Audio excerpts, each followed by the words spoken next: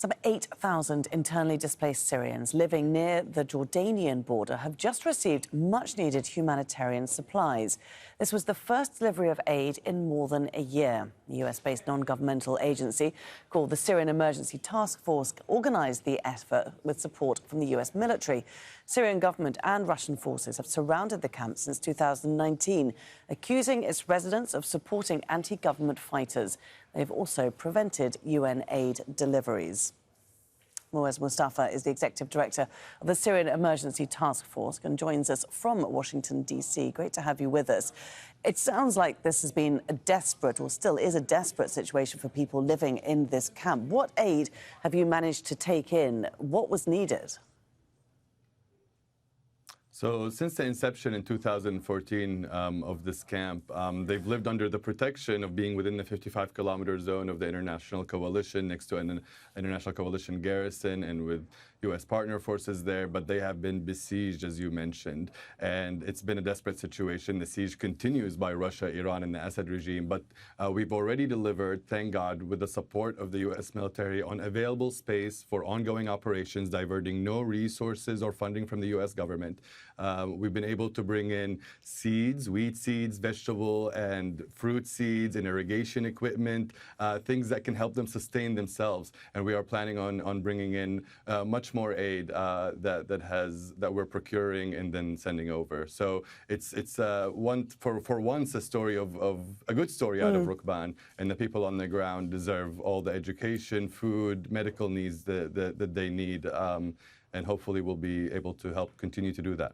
It is a good story. It does also raise some questions as to why the US military stepped in now to help. Well, I would just say, first of all, the United States has always been calling for cross-line and cross-border aid into Rukban Camp and to other internally displaced persons camp. But as we all know, Russia, the Assad regime, Iran have all prevented both cross-line and cross-border aid when they can.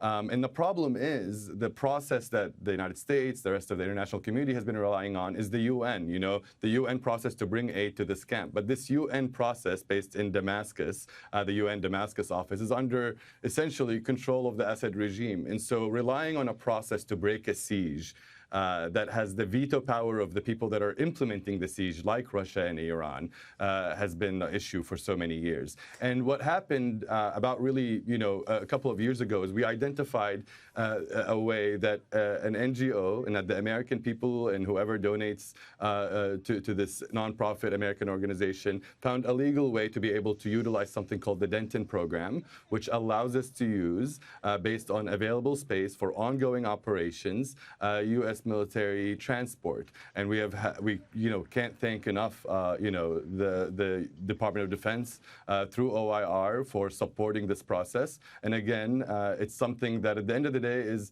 I'm grateful personally for the American people, those that have donated to SETF to be able to do this.